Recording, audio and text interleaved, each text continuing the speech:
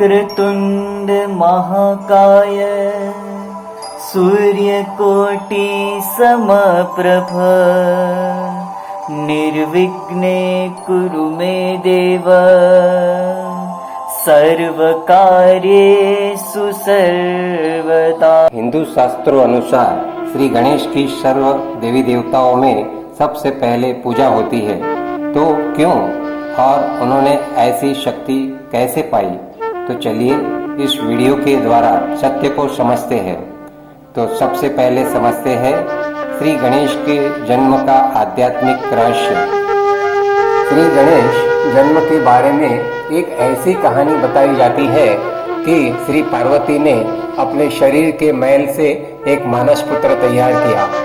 उस मानस पुत्र को उन्होंने अपने स्नान कक्ष के बाहर रक्षा हेतु खड़ा किया। जब वहां पर शिव जी का आगमन हुआ, तब उस मानस पुत्र ने शिव को अंदर जाने से मना कर दिया।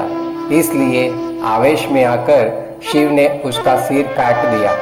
जब श्री पार्वती को इस बात का पता चला, तब उन्होंने शिव के उस मानस पुत्र को दोबारा जीवित करने की प्रार्थना की। तभी शिव ने अपनी शक्ति द्वारा उस मानस पुत्र को गजमुख लगाकर जीवित किया। उस वक्त से श्री गणेश का गजानन नाम पड़ा। इस कहानी में गहरा आध्यात्मिक रहस्य समाया हुआ है। मैल यह विकारों का प्रतीक है। जब मनुष्य देह अभिमान के वश भगवान को भूल जाता है, तब वह अहंकारी बनता है। व्यक्ति का सिर यह उसमें व्याप्त अहंकार का प्रतीक है। ऐसे समय पर, जो कि कलयुग का अंतिम समय चल रहा है, स्वयं निराकार ज्योति स्वरूप परमात्मा शिव इस सृष्टि पर अवतरित होकर सभी मनुष्य आत्माओं का देह अभिमान रूपी अहंकार का शीर नष्ट कर उन्हें सद्बुद्धि का प्रतीक गजमुख प्रदान करते हैं। इसीलिए श्री गणेश को सद्बुद्धि दाता कहा जाता है। सुख करता दुख हरता वार्ता विघ्नाची। अब देखते हैं श्री गणेश के विभिन्न स्वरूपों का रहस्य। पहला है एकदंत। किसी भी कार्य को निर्विघ्न रूप से संपन्न करने के लिए परमात्मा पर श्रद्धा होनी जरूरी है। जब केवल एक पर ही श्रद्धा होती, तब ही सभी परिस्थितियों का सामना करने की शक्ति अर्थात आत्मविश्वास का बल प्राप्त होता है। यह एकदंत का प्रतीक है। दूसरा, लंबोदर।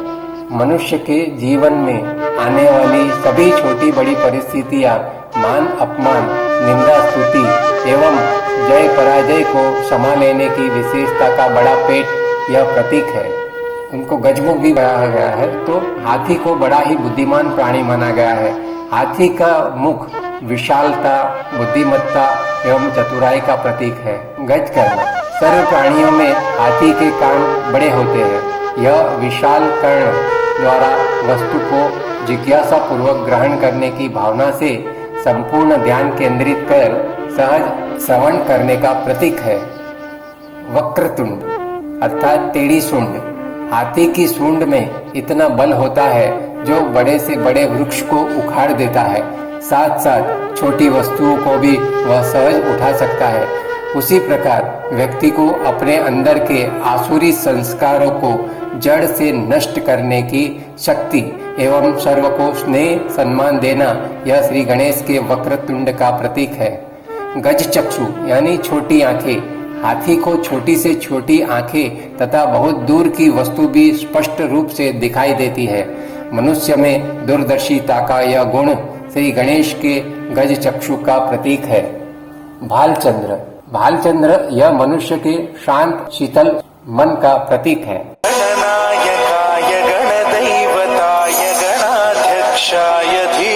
अब देखते हैं श्री गणेश के अलंकारों का रहस्य, जो उनके हाथों में बताया गया है। पहला है कमल पुष्प। जैसे कमल कीचड़ में रहकर भी उसमें उपराम होता है, वैसे ही व्यक्ति गृहस्थ व्यवहार में रहकर भी बुद्धि से उपराम, अलिप्त और सबका प्रिय बनने का प्रतीक यह कमल का फूल है। और दूसरा परशु। मनुष्य के साथ जुड़े हुए मोह माया के बंधनों को नष्ट करने का प्रतीक यह परशु है। उनका हाथ वरद हस्त अर्थात वरदानी दृष्टि महादानी वृत्ति से सर्व आत्माओं में परिवर्तन लाने का सामर्थ्य प्रदान करता, यह उनके वरद हस्त का प्रतीक है। उनके हाथ में 2 खंड दिखाए गए हैं। श्री गणेश जी के हाथ में जो भी रस्सी दिखाई है वह ईश्वरीय स्नेह के सूत्र में स्वयं को बांधने का और ईश्वरीय नियम एवं मर्यादा युक्त जीवन व्यापन करने का प्रतीक है। उनको प्रसाद में मोदक चढ़ाया जाता है, क्योंकि मोदक ज्ञाननिष्ठ एवं ज्ञानवान स्थिति तथा उनमें मिलने वाले आनंद की प्राप्ति का प्रतीक है। मोदक में जो गुड़ और नारियल होता है वह व्यक्ति की मधुरता, स्नेह एवं एकता का प्रतीक है।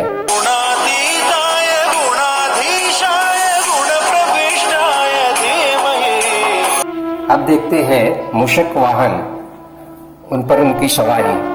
विकारों पर विजय, कमल पुष्प समान जीवन। श्री गणेश इतने बड़े और उनका वाहन इतना छोटा सा चूहा, यह कैसे हो सकता है? वास्तव में देखा जाए तो इसमें भी आध्यात्मिक रहस्य समाया हुआ है। चूहे का स्वभाव ऐसा है कि जो अंधेरे में किसी भी वस्तु को कुदेर कर उसे खोखला बना देता है, उसी तरह मनुष्य काम, क्रोध, लोभ, मोह, अहंकार आदि विकारों के कारण अज्ञान रूपी अंधकार में अंदर से खोखला होता जाता है। इसलिए चूहा यह 5 विकारों का प्रतीक है। वर्तमान समय अनेक सुख साधन, भौतिक साधनों से संपन्न होते हुए भी हर एक मनुष्य विकारों के अधीन है, जिससे वह अंदर से समाप्त होता जा रहा है, अर्थात चारित्रहीन, अनैतिक, शक्तिहीन जीवन व्यतीत कर रहा है।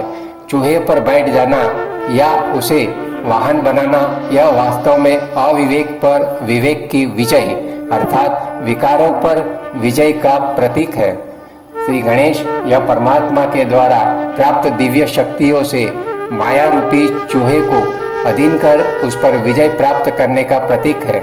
उसी तरह हम भी ज्योति बिंदु शिव परमात्मा ने दिए हुए सत्य ज्ञान के द्वारा बुद्धि जागृत कर वह राजयोग द्वारा दिव्य शक्ति प्राप्त कर सहज ही विकारों पर विजय प्राप्त कर सकते हैं तथा अपना जीवन कमल पुष्प समान या कहे विकारों के आकर्षण से मुक्त, अलिप्त व सुखदायी बना सकते हैं। गजेशानाय भालचंद्राय श्री गणेशाय धीमहि। उसके बाद है अष्टविनायक यानी अष्ट शक्ति। श्री गणेश के अनेक नाम है और प्रत्येक नाम गुणवाचक तथा कर्तव्यवाचक है। शिवपुत्र गणेश को शिव की आराधना द्वारा अनेक दिव्य शक्तियों की प्राप्ति हुई है, जिसका स्वरूप कर्तव्य के रूप में प्रसिद्ध है। जैसे मोरेश्वर, वरद विनायक, श्री विघ्नेश्वर, श्री महागणपति, श्री चिंतामणि, श्री बल्लाळेश्वर, श्री गिरिजात्मक, श्री सिद्धि विनायक, ऐसे 8 नामों से बुलाया जाता है। इसलिए उन्होंने अष्ट शक्ति शिव परमात्मा से प्राप्त की, इसलिए उनको अष्ट विनायक भी कहते हैं। उसी प्रकार राजयोग द्वारा अर्थात शिव परमात्मा की स्मृति से योग तपस्या से दिव्य शक्ति प्राप्त करने वाले शिव पुत्रों का श्री गणेश यह प्रतीक है। गान चतुराय गान प्राणाय गानांतरात्मने। गणपति में पति का अर्थ भरपूर, जैसे लखपति, करोड़पति, अरबोपति, ऐसे भरपूर, वैसे ही उन्होंने निराकार शिव परमात्मा में दैवी गुण और शक्तियां पाकर गुणों से भरपूर हुए, इसलिए वो गुणपति से गणपति कहलाने लगे। तो चले हम भी इस पावन पर्व में शिव परमात्मा से गुण व शक्तियों पाकर भरपूर हो जाए। इस परमात्मा ज्ञान को और भी गहराई से समझने के लिए प्रजापिता ब्रह्मा कुमारी ईश्वरीय विश्वविद्यालय के अपने नजदीकी सेवा केंद्र पर जाकर समझ सकते हैं। इसका पता आप brahmakumaris.com वेबसाइट से पा सकते हैं। ओम शांति।